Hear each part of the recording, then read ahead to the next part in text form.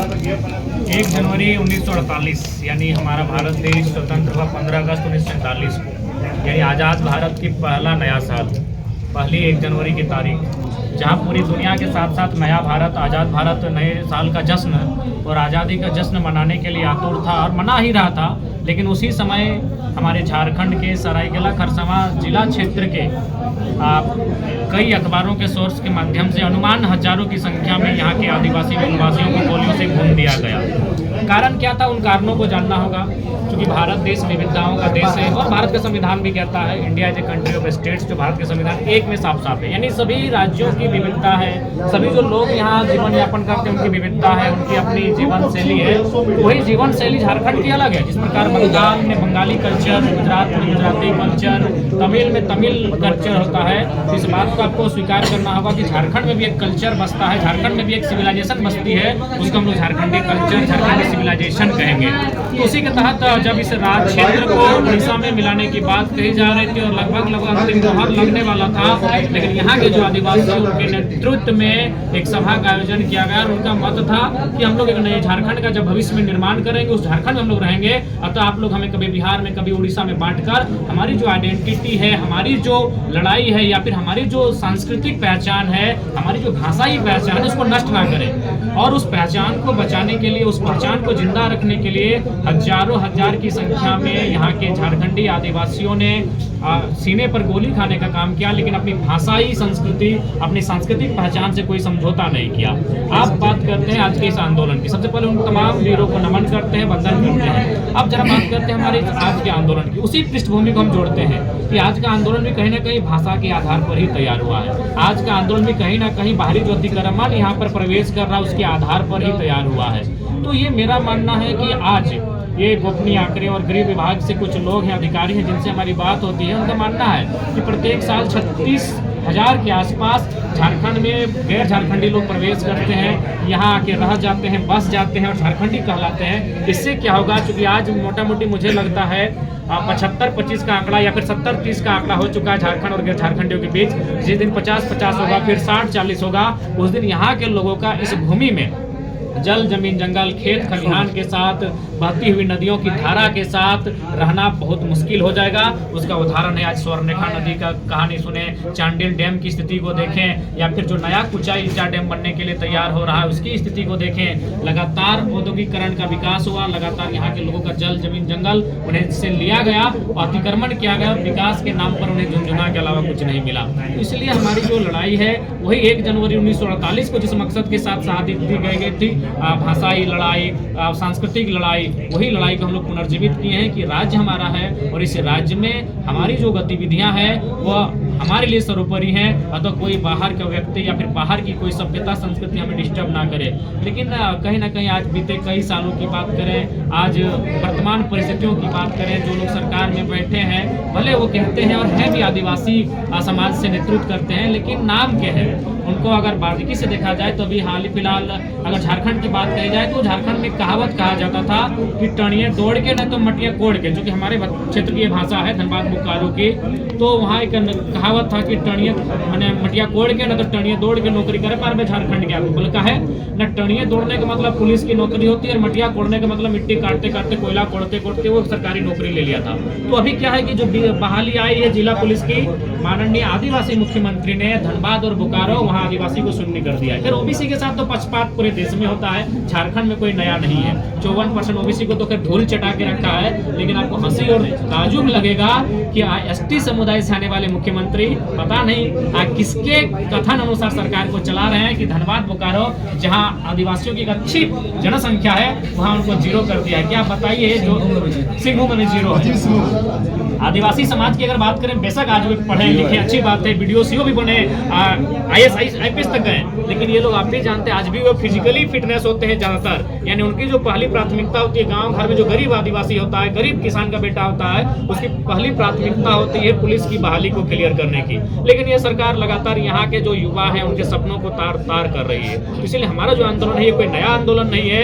1 जनवरी 1948 की जो पुनरावृत्ति है वही आज कहीं ना कहीं फिर वर्तमान में दोहराई जा रही है। यहाँ के क्षेत्रों को तो नहीं मिलाया जा जा रहा है, लेकिन यहाँ के क्षेत्रों में बाहर के लोगों को स्थापित किया जा रहा है। आप कहीं चले जाएं, अभी आप कुछ दिन पहले एक अखबार का पेपर पढ़ रहे थे कि अब हमारे गांव की जो पीसीसी सड़क होगी जो 100 फीट की बनती है, वहाँ भी यूपी और बिहार का ठेकेदार है। तो बताइए हम लोग बंधुआ मजदूर बनेंगे। आज आदिवासी मूलवासी अपने खेत खलिहान को छोड़कर पलायन की ओर है।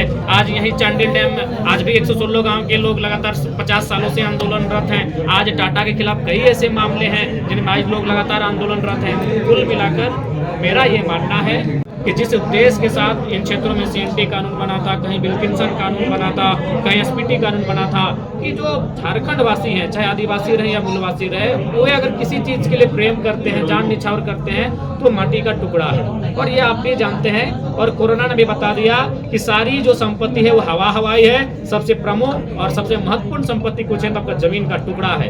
तो ये लगातार बड़ी बड़ी कंपनियां, मिनी रत्न, महारत्न कंपनियां झारखंड में कौड़ी के भाव से जमीन का अधिग्रहण करती है, और फिर उस जमीन को अधिग्रहण करने के बाद वहाँ जो इंडस्ट्री को स्थापित करती है, उसमें फिर बाहरी लोगों को लाके स्थापित करती है। तो कुल मिलाकर एक ऐसी साजिश चल रही है कि मुझे लगता है 20 सालों में रिजल्ट भी आप देखेंगे कि यहाँ की डेमोग्राफी, यहाँ की जो संस्कृति, यहाँ की जो कल्चरल आइडेंटिटी है, यहाँ की जो लैंग्वेज आइडेंटिटी है, उसको कहीं ना कहीं पूरी तरह से डिस्टर्ब कर दिया जाएगा।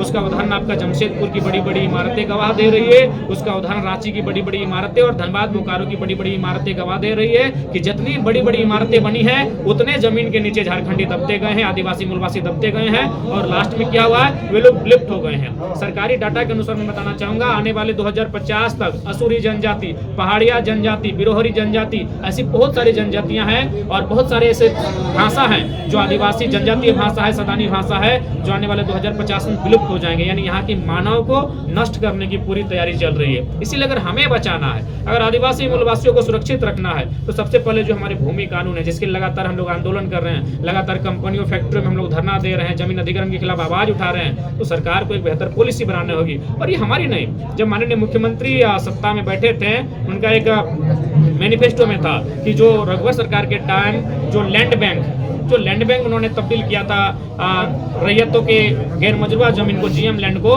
उसे वापस हम लोग रसीद काटने की स्थिति में लाकर खड़ा करेंगे। तो क्या रसीद काटने की स्थिति में रैयत है? नहीं है। आज भी वो जमीन लैंड बैंक बन के घूम रहा है, और वो लैंड बैंक का उपयोग कहाँ किया जाएगा? जब कोई इंडस्ट्री स्थापित होगी तब वो क्या करेगी? देखिए, इंडस्ट्री को क्या चाहिए? मैक्सिमम प्रॉफिट चाहिए, और सरकार को चाहिए मैक्सिमम रेवेन्यू। जनता जाए भाड़ में। यही स्थिति हमारे राज्य के साथ चल रही है। तो आज पूरे आपके चैनल के माध्यम से पूरे कोल्हान, चूंकि ये कोल्हान में है, तो मैं कोल्हान के साथ साथ पूरे राज्य को, लेकिन प्रमुख रूप से कोल्हान को ये संदेश दूंगा कि माय माटी की लड़ाई को फिर से लड़ने की आवश्यकता है। नहीं तो प्रत्येक 10-10 सालों में आप खुद आकलन कर लें। मैं क्यों बोलने वाला, मैं अगर बोलूंगा तो आपको भी लगेगा नहीं हम कुछ भी बोल रहे हैं। तो आप प्रत्येक 10-10 सालों में आकलन कर लें कि जहाँ 3-4 जिलों में मिलाकर लगभग 20,000 के आसपास यहाँ फैक्ट्रियाँ हैं, और यहाँ के लोग कहाँ? गुजरात में, सूरत में, महाराष्ट्र में। हाल ही फिलहाल जो आपका सुरंग का मामला आया था, कहाँ का था? छत्तीसगढ़ का मामला था। वहाँ शायद हमारे मैक्सिमम मजदूर हमारे झारखंड के, 42 में से 17 या 18 मजदूर हमारे झारखंड के थे। तो आप स्थिति को समझिए।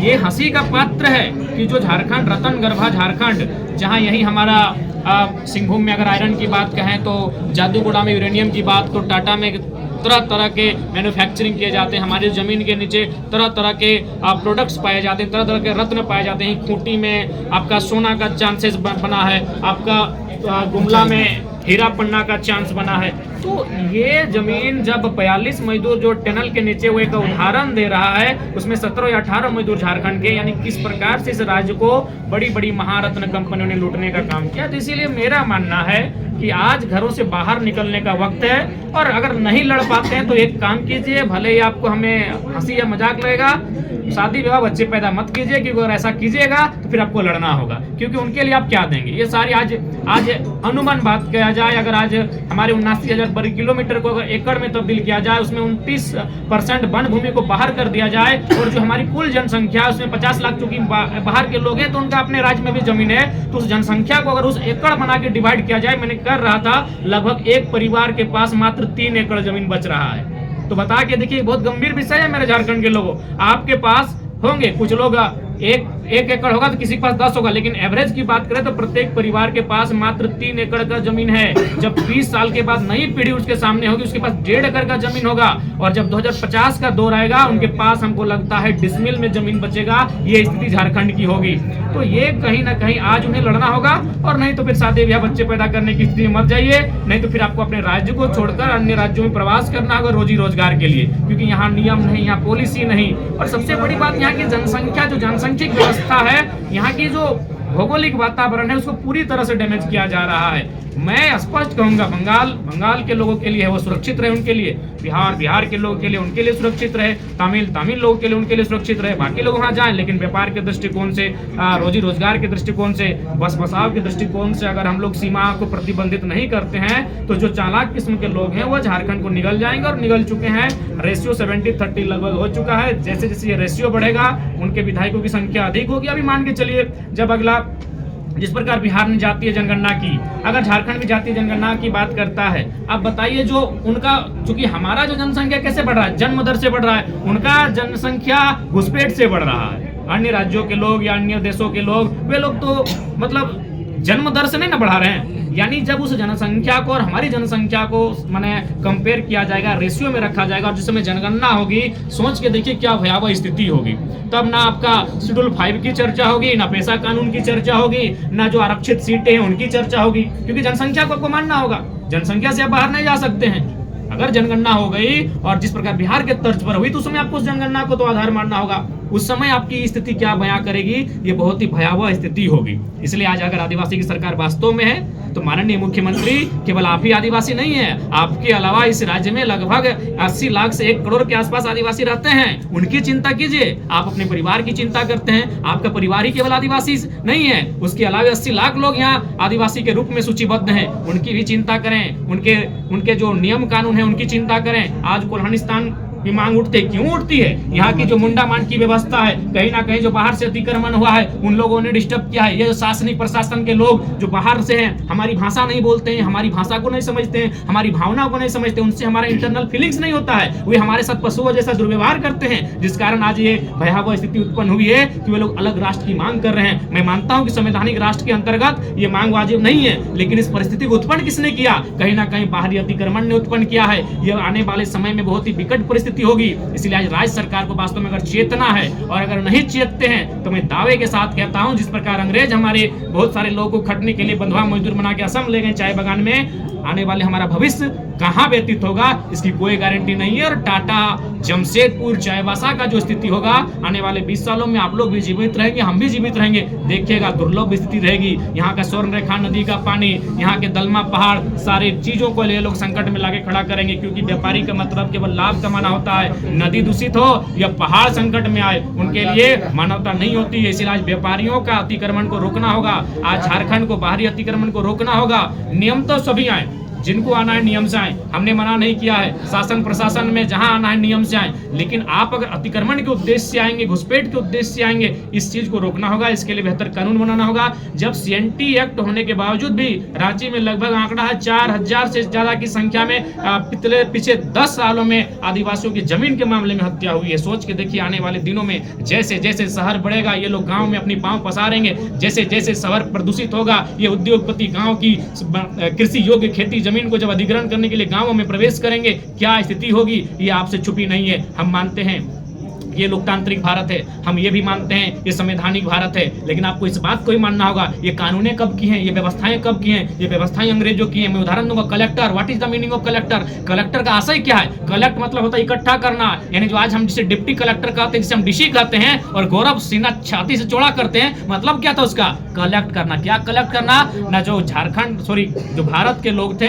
किसान वर्ग, मैक्सिमम किसान वर्ग, उनको मार पीट कर, उन्हें डरा धमका कर रेवेन्यू को कलेक्ट करना। तो वही तो व्यवस्था है। मैं कलेक्टर का विरोधी नहीं हूं, लेकिन इस व्यवस्था का मैं विरोधी हूं। अब आता है कमिश्नर, जो हमारे कोल्हान प्रमंडल में होगा, उत्तरी छोटा नागपुर में होगा, दक्षिणी में होगा, पलामू में होगा, संथाल में, यानी 5 कमिश्नर है हमारे पास। कमिश्नर का मतलब कमीशन से आया है, यानी जो कलेक्टर द्वारा जो इकट्ठा किया गया पैसा से कमीशन ले, उसे कमिश्नर कहते हैं। ये व्यवस्थाएं कहाँ की हैं? आपको लगेगा ये लोकतांत्रिक देश है, लेकिन इस लोकतांत्रिक देश में जो भी व्यवस्थाएं हैं वो सभी तो अंग्रेजों की व्यवस्थाएं हैं। और एक बात बताएं, अंग्रेजों ने कानून किसके लिए बनाया था? हमारे लिए।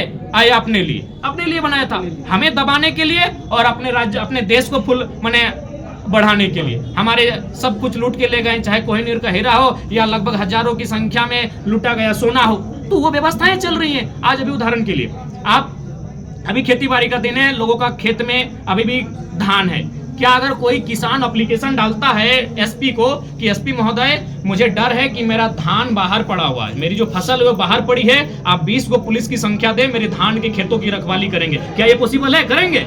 समझिए, भले मैं एक ऐसा विषय कर रहा हूं जो आपको हंसी लगेगा, लेकिन अगर लोकतांत्रिक भारत है तो ये करना चाहिए। लेकिन अगर वही कोई कंपनी ये कहेगी कि आज 20 लोग मेरे कंपनी में धरना देने आ रहे हैं, वहां कर्फ्यू लग जाएगा, वहां माहौल बन जाएगा कि धरना देने वाले आतंकवादी हैं और एसपी महोदय उसको पूरा छावनी में बदल देंगे। ये पूरे देश की कहानी है। यानी इस चीज को आज हर एक किसान वर्ग को समझना होगा कि ठीक है, ये लोकतांत्रिक भारत है, लेकिन व्यवस्थाएं कहाँ की है? ये तो वही व्यवस्थाएं हैं, ईस्ट इंडिया कंपनी की व्यवस्थाएं हैं। आखिर क्यों बना था ये पुलिस? पहला बात है, पुलिस बना क्यों था? पुलिस बना था दो कारणों से, मैं आपको खुल के बताता हूँ। भले पुलिस में मेरे 90% भाई पुलिस में ही है, लेकिन जो सच्चाई उसको मैं बताऊंगा। पुलिस इसलिए बना था कि आपको दो चीजों को सुरक्षा करना है, जो अंग्रेज के अधिकारी होंगे उनको सुरक्षा देना है, और जो ईस्ट इंडिया कंपनी होगी उसको सुरक्षा देना है। तीसरा कोई चीज नहीं था, तीसरा कोई कारण नहीं था। आज भी देख लीजिए, आप किसी कंपनी में जाइए धरना देने, किसी कंपनी में बंदी कीजिए, आप एसपी महोदय निगरानी करने के लिए हजारों पुलिस की संख्या में पहुंच जाएंगे। अगर डर होगा, अगर किसी आम आदमी को डर होगा, वहां प्रशासन लेट से पहुंचती है। अगर किसी पदाधिकारी को, चाहे जीएम रहे या फिर कोई हाई रैंक का उच्च अधिकारी रहे, पुलिस उसकी सुरक्षा में पहुंच जाती है। क्योंकि पुलिस जो इंडियन पुलिस एक्ट जो बना ही था 1861 में, इसीलिए बना था कि दो चीजों को बचाना है। किसको बचाना है? ईस्ट इंडिया कंपनी को, और जो हमारे गवर्नर हैं, जो वायसराय हैं, जो कमिश्नर हैं, जो कलेक्टर हैं, उनको बचाना है। तो वही चीजें आज भी हो रही है, आज भी वही चीजें हो रही है। पुलिस तीसरे नंबर पर जनता की बचाव करती है। आज भी प्राथमिकता दो ही लोग हैं, उच्च अधिकारियों को अगर आप घेरिए, तुरंत पुलिस पहुंच जाएगी, आप पे लाठीचार्ज करेगी, आप पे गोली चार्ज कर देगी। और आप ईस्ट इंडिया कंपनी यानी कि टाटा कंपनी पहुंच जाइए, अडानी की कंपनी पहुंच जाइए, पुलिस आज भी फायरिंग कर देगी। यानी वो व्यवस्थाएं आज भी है। इसीलिए वास्तव में अगर देश को चाहते हैं उन्नत करना, भले मैं नन्हा सा बालक हूं, लेकिन मेरी विचारधारा को आप काट नहीं कर सकते हैं। इसलिए आज भारत के संविधान में एक संशोधन होना चाहिए, किसानों के लिए एगो पूरा भाग होना चाहिए। अभी 22 भाग हमारा मूल रूप से कुल 25 है, एक भाग किसान के लिए होना चाहिए। अपने आप सभी संविधान के ज्ञाता हैं, चूंकि आप लोग न्यूज वाले हैं, और मैं न्यूज वालों को हमेशा एकेडमिक मानता हूं। एक भी आर्टिकल है जहां किसान का पूर्ण जिक्र है? कहीं नहीं है। आर्टिकल 48 में जिक्र है, लेकिन सिर्फ कृषि का जिक्र है। उसके बाद कुछ राज्य की अनुसूचियों में जिक्र है, पंचायती व्यवस्था में जिक्र है, लेकिन व्यवसाय का जिक्र मिलेगा आपको, लोक सेवा आयोग का जिक्र मिलेगा। राष्ट्रपति के लिए 9 आर्टिकल है। अरे भाई, कितना इंपॉर्टेंट है राष्ट्रपति? भाई राष्ट्रपति कितना इंपॉर्टेंट है? 9 आर्टिकल में जिक्र है राष्ट्रपति का, लेकिन किसान का एक आर्टिकल नहीं जो भारत के संविधान में जिक्र है। इसीलिए आज मनमाने ढंग से पूंजीपतियों को नदी के किनारे तो सारा जमीन पसंद आता है, क्योंकि वहां क्या करना है कि पानी एक तरफ से लेना है और प्रदूषण फिर नदी में छोड़ना है। इस चीज का कोई समझता ही नहीं है, ना कोई आवाज उठाना चाहता है। क्यों उठाएगा भाई? सबका रोजी रोटी चलता है। अभी माननीय मुख्यमंत्री की बात करते हैं, मैं सम्मान करता हूँ, एक आंदोलनकारी के पुत्र है, बिल्कुल विनोद बाबू के सबसे फेवरेट गुरुजी के पुत्र हैं, शिव भूषण के पुत्र हैं। लेकिन ये भी सच्चाई है, जब हाल ही फिलहाल उनकी एक दूर के रिश्तेदार की बहन का विवाह था, टाटा ने 80 लाख रुपए से उनका लाइटिंग का खर्चा दिया था। बताइए माननीय मुख्यमंत्री टाटा को कैसे आंख दिखाएंगे? कैसे आंख दिखाएंगे? लॉजिकली बताइए। अगर 1000 आदिवासी परिवार अगर बर्बाद ही हो जाएगा टाटा की किसी योजना से, तो माननीय मुख्यमंत्री के इतना साहस नहीं है कि वो टाटा को फोन करके कि क्या हो रहा है, आप कंट्रोल में रहिए, आप अपनी सीमा नहीं कर पाएंगे, क्योंकि उन्होंने 80 लाख का फाइनेंस किया है। अगर आप मुझे समय देंगे तो मैं वकील के साथ मिलकर मैं सारा डाटा बता दूंगा, किस दिन फाइनेंस किया है, विवाह में मैंने क्या क्या चीज उनकी तरफ से दिया गया था। ये सारी चीजें जग जाहिर है, ये छुपाने की चीजें नहीं है। तो मेरे कहने का मतलब है, चाहे राज्य की बात हो या देश की बात हो, अगर चाहते हैं कि किसान बचा रहे, अगर चाहते हैं आदिवासी बचा रहे, तो उसके लिए नेतृत्व ऐसा होना चाहिए जो टाटा के चंदे से ना जाए, जनता के चंदे से चुनकर जाए चलेगा। अगर वो टाटा के चंदे से जाएगा तो जमान नहीं खोल पाएगा। अभी हम लोग कुछ दिन पहले जो मीडिया बंधु हैं, नाम क्या, सोशल संवाद, हाँ, उनसे भी बैठे तो उन्होंने कहा कि आप तुम्हें बड़े हिम्मत वाले हैं कि आप टाटा पे भी मैंने कटाक्ष कर देते हैं, सांसद लोग का मुंह बंद हो जाता है। तो ये चीजें समझना होगा। आज अगर देश इन चीजों को नहीं समझता है या राज्य नहीं समझता है, तो हम भी जिंदा होंगे, आप भी जिंदा होंगे। 20 साल बाद स्थिति देखिएगा क्या होगा। झारखंड एक खंडर के रूप में परिवर्तन हो जाएगा। खूंटी में सोना मिलिए गया है, गुमला में हीरा का चांस मिलिए गया, धनबाद बोकारो तो छोड़ दीजिए, जाइएगा तो कोशिश कीजिए ऊपरे ऊपर एरोप्लेन लेके जाइएगा, जमीन में जगह भी नहीं धनबाद बोकारो में बचेगा। इतना कोयला का खदान बन चुका है। किसके लिए भाई? क्या उन्नति किया देश ने? कितनी समानता आई, कितनी आर्थिक समानता आई, कितनी सामाजिक समानता आई? वो पैसा कहाँ गया जरा बताइए। सारा पैसा वो लूट के विदेश लोग ले गए, सारा पैसा 1% लोगों के हाथों में आपने थमा दिया। इसलिए गांधी का भी वही कथन था कि एक ऐसी व्यवस्था हो कि मैक्सिमम नहीं सभी लोगों को लाभ हो, सत्ता का हो या पैसा का हो या संपत्ति का हो, विकेंद्रीकरण होना चाहिए। हमारे पास सत्ता का भी केंद्रीकरण हो गया है और धन संपत्ति का भी केंद्रीकरण हो गया है। इसलिए अब ये हम पे डिपेंड करता है, क्योंकि बहुत सारे लोग ये भी सोचते हैं, जैसे मान के चलिए हमने आंदोलन किया, मेरे एक साथी को जान से मार दिया गया, तो हम लोग बोलते हैं यार जो मर गया, हमको जीना है जी लेते हैं। लेकिन अगर हम लोग बदले की भावना से चलेंगे तो मुझे लगता है आने वाली पीढ़ी कम से कम सम्मान के साथ जी लेगी। यानी या तो हमारे नसीब में बेशर्मी होगी या तो बलिदान होगा, दो चीज होगा। बेशर्मी इसलिए होगी कि अगर हम लोग आज नहीं लड़ पाते हैं तो हमारी आने वाली पीढ़ी हमें बेशर्म कहेगी, और अगर हम लोग लड़ लेते हैं तो हो सके 2-4 जाने जाएंगे, हमें बलिदानी कहा जाएगा। तो दो ही ऑप्शन हमारे पास बचा है। तो हम लोग चूंकि पढ़े लिखे लोग हैं, इसीलिए हम लोग चाहते हैं एक बार अपनी आवाज को दिल्ली में उठाएं, एक बार अपनी आवाज को पूरे राज्य में उठाएं। उसके लिए हम लोग सदन में जाएं और सदन में जाने की इसलिए तैयारी कर रहे हैं। बाकी जो गंभीर समस्याएं हैं, मैंने जो भी बातें कही हैं अपने विवेक से और अपने रिसर्च से कहा है। मैं कोई ऐसा टपोरी छाप नेता हूं नहीं, मैं एक पीएचडी का स्कॉलर हूं। मैं जो भी बातें रखता हूं तर्क से रखता हूं और रिसर्च करके रखता हूं। मैं जिस क्षेत्र में जाता हूं उस क्षेत्र का रिसर्च करता हूं, इसलिए मैंने इस भविष्य को आपके सामने रखा है। और पीएचडी स्कॉलर का मतलब होता है दार्शनिक सोच का, यानी जो भविष्य को देखता है। मैंने झारखंड के भविष्य को आपके सामने रखा है। अब झारखंड के लोग क्या तय करेंगे ये उन पे डिपेंड करता है। इसलिए मैं कहूंगा अगर नेतृत्व भेजे, किसी को भेजे, बीजेपी से भेजे, आजसू से भेजे, जेएमएम से भेजे या कांग्रेस से भेजे, टाटा के चंदे से जो चुनकर जा रहा है वैसे लोगों को रोकिए, वैसे लोगों को रोकिए। जो टाटा, बिरला, उषा मार्टिन, जो बीसीसीएल, सीसीएल के चंदे से जा रहा है वैसे लोगों को रोकिए।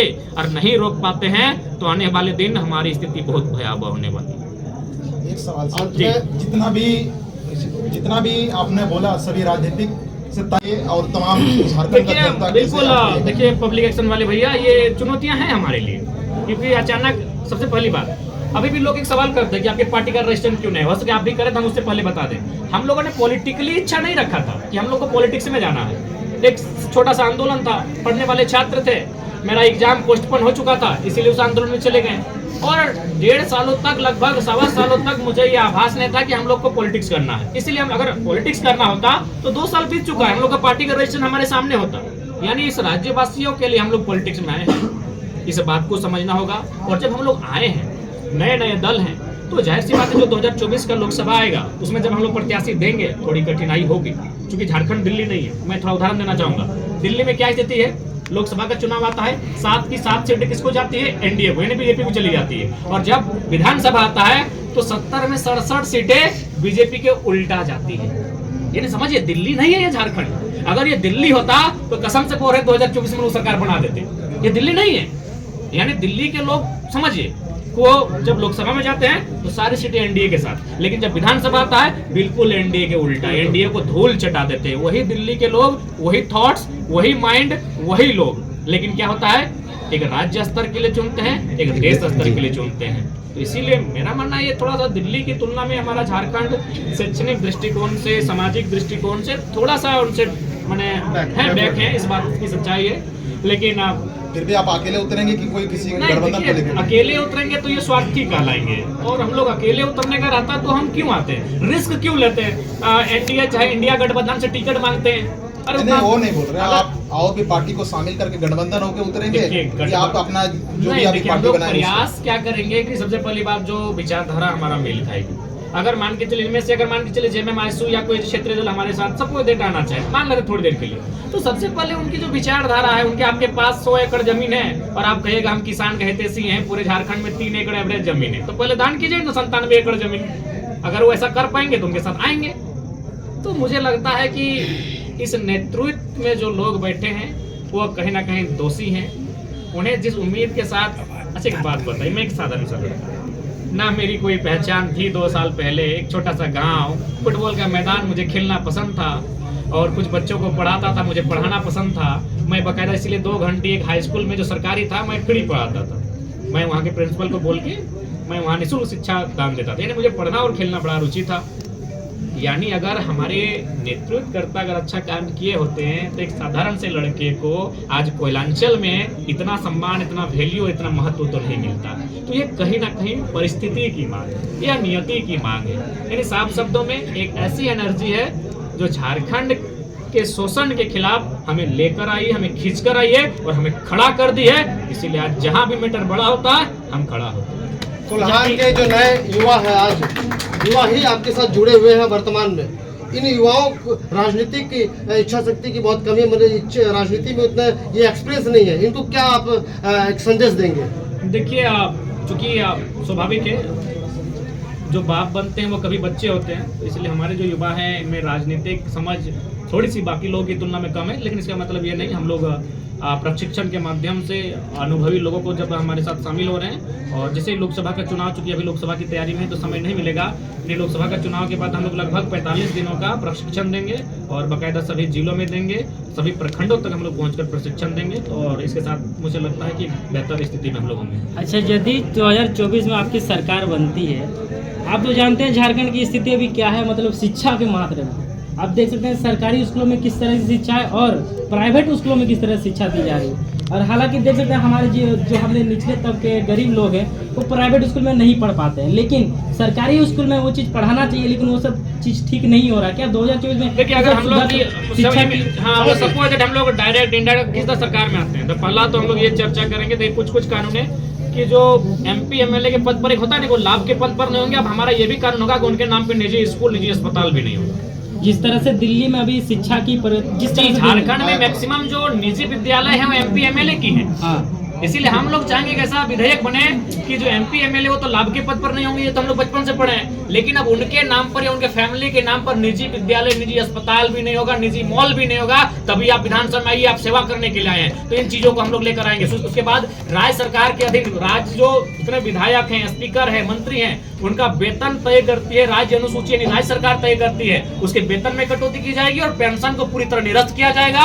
ऐसे भी 5 साल विधायक रहे, कोई तीर नहीं मार के आए हैं, आपको पेंशन की कोई जरूरत नहीं। हम लोग बहुत ही ऐसे चीजों को जनता के सामने रखेंगे जो बहुत बेहतर तरीके से राज्य के लिए हितार्थ में काम आएंगे। चलिए, बहुत बहुत धन्यवाद आपका। धन्यवाद।